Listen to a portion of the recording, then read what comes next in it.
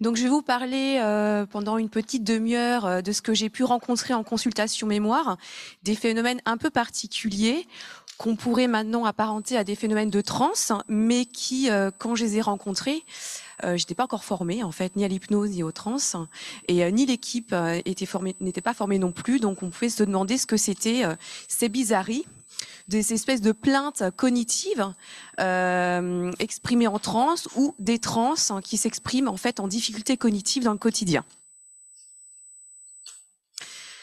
Donc, en tant que neuropsychologue, je vois des patients pour faire des bilans neuropsychologiques, notamment sur des patients qui ont des problèmes de mémoire. Et au cours de ces 3 dernières années, j'ai rencontré pas mal de patients qui avaient des plaintes de mémoire importantes. Donc, on a l'impression qu'en fait, qu'ils pouvaient plus rien faire dans le quotidien. Ils rapportaient en fait des gros handicaps dans le quotidien, et pourtant, en fait, ils n'avaient ni pathologie neurologique, ni pathologie psychiatrique, et surtout, c'était des ressentis parce que au niveau fonctionnel, ils n'avaient pas baissé leur fonctionnement dans la vie. C'est-à-dire qu'ils continuaient à conduire, ils continuaient à faire à manger, à s'occuper des enfants. Certains travaillaient même encore. Et en fait, en parallèle, ils rapportent en fait des expériences de dissociation qui sont fréquentes au cours de la journée ou au cours de la semaine, et qu'ils vivent comme quelque chose de très intense, et en tout cas qu'ils ne comprennent pas. Ces patients, en fait, avaient des plaintes mnésiques en tout premier lieu, donc ils rapportaient en fait des troubles de mémoire, et ces plaintes très vite glissaient vers des ressentis très particuliers de brouillard mental, d'impression d'être à côté. C'est-à-dire que j'ai une patiente qui me dit j'ai l'impression d'être là sans être là. J'ai l'impression en fait de vivre à côté. Des sensations d'être bizarre, je me sens pas normale, je me sens comme si j'étais sur un nuage. Ils rapportent également des phénomènes d'absence, où il y a des fois ils me disent je suis arrivée dans un endroit et je me souviens plus comment j'y suis arrivée. Des difficultés pour se concentrer, une attention qui fugue, des modifications de la perception du temps, l'impression d'avoir la tête vide, la tête cotonneuse. Et tout ça à côté de plaintes en fait de difficultés à mémoriser les choses. Ces patients-là ne souffrent pas en fait de troubles dissociatifs au sens du DSM-5, puisqu'ils ont pu voir le psychiatre. Et la question du trouble cognitivo-forme se pose, mais quand on regarde ce que c'est de plus près, ça paraît un peu réducteur pour justement parler ou en tout cas comprendre ce qui se passe chez ces patients-là. Le constat, c'est malgré un ressenti important de ces phénomènes dans le quotidien, il y a un impact léger à moyen dans les activités de la vie quotidienne. C'est-à-dire qu'ils continuent tous à faire à manger, à faire les papiers, à prendre les transports en commun. Ils continuent tous à conduire. La conduite, et c'est surtout un indicateur important pour nous, puisque finalement, on s'est rendu compte que ces patients-là n'avaient jamais eu d'accident de voiture, continuent à l'utiliser quand ils en avaient envie, et il n'y avait pas de perte de points sur le permis de conduire. Voilà. Donc en fait, ils rapportent quelque chose d'assez important. Et d'un autre côté, au niveau des indicateurs objectifs, on n'a rien.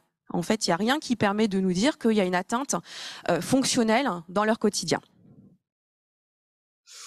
C'est pour ça qu'en fait, en regard de ce que ces patients nous disent, on préfère parler plutôt de phénomène de transe, et quand on reprend la définition d'Antoine Bioy, on se rend compte que cette définition est large et permet en fait et s'adapte en fait à toutes sortes de phénomènes de transe, notamment ce qu'on peut rencontrer nous en consultation mémoire sur des patients qui n'ont ni atteinte neurologique ni atteinte psychiatrique. Encore une fois, il faut être clair là-dessus. Ces patients-là n'ont pas de pathologie.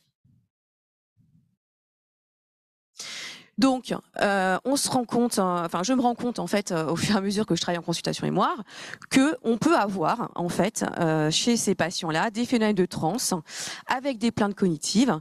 Et je m'interroge et je me demande en fait, est-ce qu'on peut parler de déficit cognitif lié à ces phénomènes de transe? Est-ce que ces phénomènes de transe sont à l'origine de ces difficultés cognitives dans le quotidien?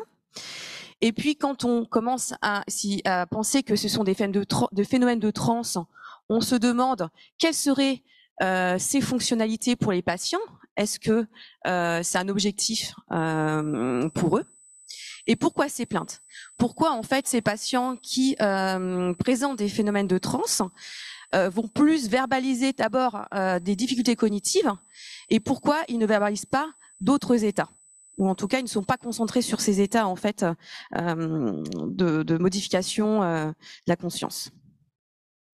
Donc pour illustrer un peu ce qu'on retrouve en consultation mémoire là où je travaille, on a recruté 10 sujets sur 3 ans. On va me dire c'est pas beaucoup, mais on a quand même beaucoup de patients dissociés. On a enlevé tous ceux qui avaient des dissociations et des troubles neurologiques comme l'épilepsie. On a retiré aussi tous les patients avec dissociation péritraumatique ou post-traumatique. Donc ces patients-là sont souvent jeunes, ils ont moins de 56 ans. Ils arrivent tous chez nous en nous disant bah voilà, je suis sûre que j'ai la maladie d'Alzheimer ou j'ai un trouble neurologique. Quand on fait un examen neurologique plus complet avec IRM, EEG, des fois même il y en a qui ont eu des ponctions lombaires, ou un examen psychiatrique, on retrouve rien. C'est-à-dire qu'il y a rien qui peut expliquer les plaintes de ces patients-là. Et on a mis en évidence chez tous ces patients-là une dissociation pathologique en utilisant le DISQ. Et surtout, on a vérifié qu'il n'y avait pas de stress post-traumatique qu'on a évalué grâce au questionnaire PCLS. Alors là, j'en ai mis que 9 parce que la 10e patiente, en fait, avait eu un DES et pas un DISQ, donc je l'avais enlevé. Les résultats au DISQ montrent effectivement des résultats assez significatifs à l'état en dissociation. On a passé bien évidemment un bilan neuropsychologique complet.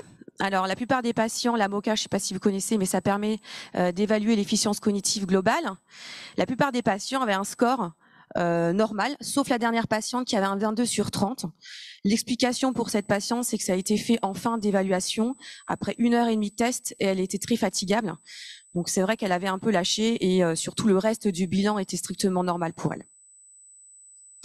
On a bien évidemment évalué la mémoire épisodique visuelle, puisque c'est des patients qui avec des plaintes cognitives, donc on va évaluer la mémoire. Pareil, sur le test du rappel immédiat et différé de la figure complexe de Rey, aucun résultat n'était pathologique. On avait en plus un bon maintien des apprentissages après délai, donc en tout cas, il ne présentait pas un trouble de la mémoire épisodique visuelle. On a regardé également ce qui se passait au niveau de la mémoire épisodique verbale. On avait quelques difficultés d'encodage pour 3 de ces patients, mais après on avait un bon stockage et une bonne consolidation. En tout cas, on n'avait aucun profil amnésique d'allure hippocampique, ce qu'on peut retrouver dans la maladie d'Alzheimer. Donc en tout cas, il n'y avait pas de vrai problème de mémoire qui pourrait expliquer les plaintes importantes qu'ils nous rapportent lors de l'entretien. On avait regardé l'attention et les mémoires de travail, donc on avait quelques difficultés au niveau de l'attention pour 1 ou 2 patients, et surtout en fait des difficultés en mémoire de travail, notamment au niveau des emplois chiffrés. Voilà, et surtout une atteinte des mémoires de travail, mais ça c'est pareil. La mémoire de travail est souvent altérée quand on est stressé, fatigué, quand on a mal dormi, quand on sort d'une anesthésie générale. Donc c'était pas spécifique d'un trouble neurologique. Donc en clair, ces patients-là qui viennent avec des grosses plaintes cognitives n'avaient pas en fait d'atteinte neurocognitive objectivable. C'est-à-dire qu'aucun n'avait de trouble malgré des difficultés qu'ils rapportent dans le quotidien. On a en fait effectivement une plainte cognitive qui est beaucoup plus importante que par rapport à ce qu'on retrouve dans le bilan neuropsychologique, et on a une absence de marqueurs de pathologie cognitive. Donc le bilan neuropsychologique, les résultats qu'on a retrouvés chez ces 9 sujets à 10 sujets ne permet pas d'apporter en fait de réponse à ces plaintes ni aux phénomènes ressentis par les patients. Donc on s'est demandé, est-ce que plutôt que de regarder au niveau de la plainte, regarder la plainte sous l'angle cognitif, pourquoi ne pas regarder plutôt le phénomène de transe chez ces patients-là, pour comprendre un peu mieux pourquoi en fait ils arrivent chez nous avec ce discours en fait et cette inquiétude d'avoir une maladie mentale ou une maladie neurologique. Alors je vais vous présenter non, il y a eu un petit problème sur le PowerPoint, c'est tout. Donc là, juste pour regarder un peu la fonctionnalité de ces trans, ces 9 sujets, quand je leur pose la question au niveau de l'entretien, quand arrivent les phénomènes qui me décrivent, donc ce brouillard mental, cette impression d'être dans le coton, cette impression d'être à côté, ils disent tous, alors certains me disent, je me rends compte que quand j'ai mal, quand je suis douloureux, j'ai tendance à être plus à côté ou moins faire attention ou être un peu plus bizarre. J'ai une patiente qui a commencé, un patient pardon qui a commencé à développer des phénomènes un peu dissociatifs comme ça après le cancer. Certains vont être beaucoup davantage, ils sont inquiets parce qu'ils sont davantage dissociés quand ils conduisent leur voiture, en sachant que c'est pareil, il n'y a pas une réduction de la conduite automobile et surtout il n'y a jamais eu de mise en danger dans la conduite automobile chez cette patiente-là. C'est souvent en fait, ces trans sont souvent en lien, ces phénomènes de trans, avec une situation douloureuse, soit psychologique, soit physique. Et si on regarde un peu plus près le sujet numéro 4, donc c'est une femme de 45 ans qui est adressée chez nous en consultation de la mémoire parce qu'elle se plaint en fait de difficultés à mémoriser. Elle est suivie pour des douleurs chroniques diffuses. En fait, elle avait un métier où elle portait beaucoup de charges et à partir d'un certain âge, elle a commencé à développer des troubles musculo-squelettiques. Elle est mariée à un agriculteur. Alors c'est important pour moi parce que de dire ça parce que en fait les femmes d'agriculteurs ont énormément de travail, ont énormément de charges en fait mentales. C'est eux souvent qui font les papiers, qui gèrent l'achat du matériel, qui vont faire réparer le matériel également. Et puis en même temps elle est mère de 2 adolescents, donc elle a en fait malgré le fait qu'elle soit en arrêt, elle continue à travailler énormément la journée pour gérer justement aider son mari à gérer la ferme. Donc elle arrive chez nous donc avec des plaintes de mémoire. Elle est très inquiète par rapport à sa cognition, par rapport à son cerveau. Elle a suivi sa maman qui est décédée d'une maladie d'Alzheimer. Donc elle arrive avec cette crainte en fait d'avoir une maladie d'Alzheimer. Sur le plan médical, aucun trouble neurologique, aucun antécédent de traumatisme crânien. L'IRM ne met pas en évidence d'AVC ou de tumeur cérébrale. Sur le plan psychologique, il n'y a pas pas d'antécédent de dépression postpartum, pas de trouble des apprentissages ou du développement dans l'enfance. On n'a pas d'éléments dépressifs plus que ça. En tout cas, cette patiente a toujours envie de se lever le matin et prend toujours autant de plaisir à faire ce qu'elle fait, même si des fois elle verbalise un ras-le-bol. Pas d'abus dans l'enfance, pas de psychotrauma. Donc, comme je disais tout à l'heure, elle arrive chez nous en verbalisant la peur d'avoir une maladie d'Alzheimer et elle nous explique que des fois, elle avait des difficultés pour apprendre, voilà, retenir ce qui se passe dans son quotidien, qui est un quotidien très chargé. Et puis, bizarrement, au cours de l'entretien, sa plainte, elle va glisser vers des difficultés, vers des ressentis, de brouillard, d'être à côté. Elle m'explique que des fois, elle peut rester sur son canapé. Elle pense qu'elle est restée pendant 5 minutes, mais finalement, il y a peut-être 15-20 minutes qui sont passées. Donc, en fait, une modification de la perception du temps. Elle me dit que elle lui arrive aussi de partir dans des rêveries, dans un imaginaire. Et ça rythme de son quotidien. Et à côté de ça, elle continue à être une femme très active, à emmener les enfants à l'équitation. Elle continue à faire le ménage, à préparer les repas. Elle continue à faire les papiers. Elle continue aussi à écouter son mari le soir quand il rentre. Voilà. Et puis, dans son discours, on se rend compte que cette femme, en fait, n'a jamais mis de sens sur ce qui lui arrivait, en fait. Le seul sens qu'elle a mis à ces phénomènes-là, c'était un sens pathologique. Pour elle, elle était malade, c'était pas normal, en fait, d'être comme ça. Elle nous disait, j'ai peur d'avoir la maladie d'Alzheimer. Dites-moi ce que c'est pas la maladie d'Alzheimer. Voilà, elle insistait beaucoup là-dessus. Donc, en tant que neuropsychologue qui prend en charge des troubles cognitifs, je me suis dit, si c'est ces phénomènes dissociatifs qui sont à l'origine de troubles cognitifs, je vais proposer à cette patiente des exercices de réassociation qu'elle fera chez elle. Donc, je propose 2 séances d'exercices de réassociation et je lui demande de les faire chez elle. Et quand elle sent qu'elle se met dans cet état-là, qui lui plaît pas forcément, qui est inconfortable pour elle, qu'elle fasse ces exercices pour justement sortir de cet état dissociatif. Et elle revient 1 semaine plus tard, 2 semaines plus tard, parce qu'il y a eu quelques vacances, et elle me dit mais ça va pas du tout, j'ai de plus en plus mal. Ce que vous m'avez proposé, ça marche pas, j'ai mal, et en plus de ça, j'ai pas l'impression de mieux mémoriser. Et puis j'ai l'impression que c'est moins bien dans le quotidien. Et puis je me prends de plus en plus la tête avec mon mari parce qu'il faut savoir qu'elle se dissocie facilement quand son mari l'a lui parler. Je pense que elle me disait que son mari parlait beaucoup de politique et que ça la saoulait et donc elle se mettait dans un état, voilà, elle partait pour pouvoir supporter. Et là en fait les conflits avec ses enfants, avec ses 2 filles et son mari ont été augmentés. Donc, je me suis dit, ça va être une erreur, une grosse erreur, d'avoir voulu traiter ces phénomènes comme un trouble, une pathologie, puisque finalement, ça va pas mieux chez cette patiente, elle est de plus en plus douloureuse.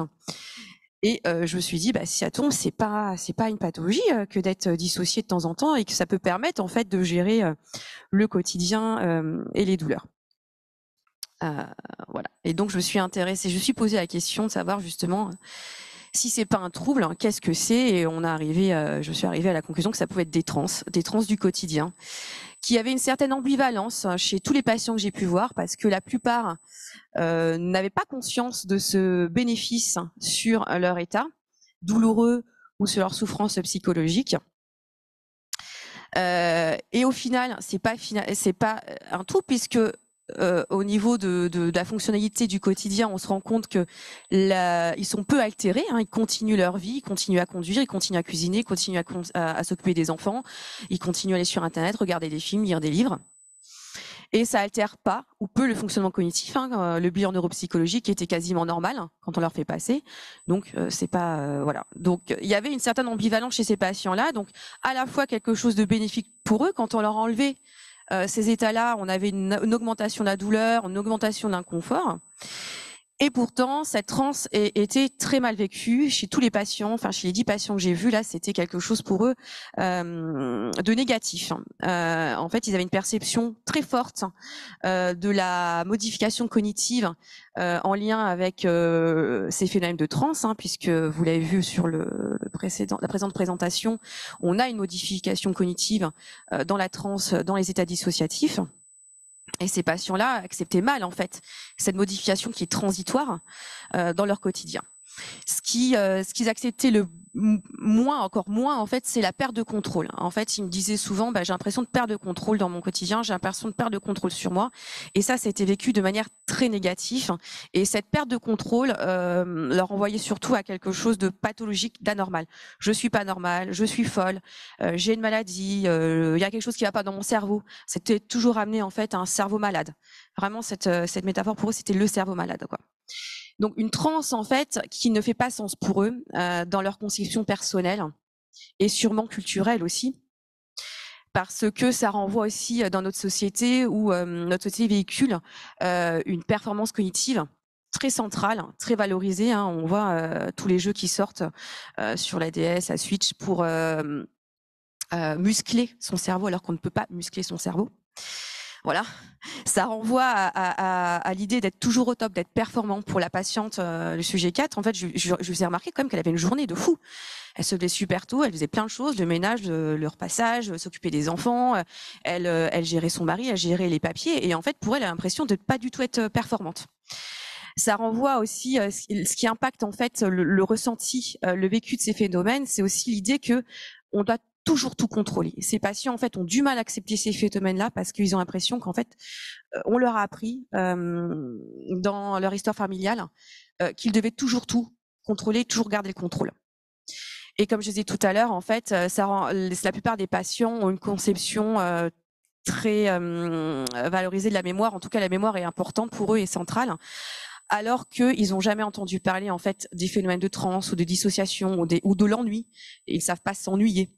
Voilà, donc c'est pour ça que ces patients-là se remplissent d'informations, se remplissent de connaissances, agissent, et à côté de ça, ils savent pas se laisser aller ni ressentir. Donc ces états de transe qui sont, pour moi en tout cas, naturels et thérapeutiques, puisqu'ils permettent à ces patients de gérer des choses qui sont pas cool, elles sont mal perçues en raison de ces conceptions-là. Et plutôt que de vouloir à tout prix réassocier ces patients-là, puisque finalement ça va pas leur rendre service, ils en ont besoin, maintenant j'essaye de travailler avec eux sur cette perception de ces phénomènes pour qu'ils l'acceptent. Et je leur explique que peut-être que ces phénomènes partiront d'eux-mêmes quand ils seront guéris, quand ils se sentiront mieux. Donc j'ai pas encore de résultats par rapport à ça parce que ça fait pas longtemps. Voilà. Donc pour conclure, en tant que professionnel de la mémoire, on peut rencontrer ce genre de phénomène naturel qui est souvent déguisé en plainte cognitive, en plainte mnésique chez ces patients, et qui sont pas forcément en fait des troubles, puisque vous avez vu, c'était ni rattaché à quelque chose de psychiatrique, ni rattaché à un psychotrauma, ni rattaché à une maladie neurologique. Voilà. Et je me suis posé la question, en fait, face à la pression culturelle de nos sociétés modernes qui valorisent énormément, en fait, la mémoire, le cerveau, la cognition. Est-ce qu'on a encore aujourd'hui de la place pour ce phénomène de transe dans notre quotidien, en tout cas pour se laisser aller à des choses de ressenti un peu plus décalées, un peu plus déconnectées. Voilà, je vous remercie de votre écoute.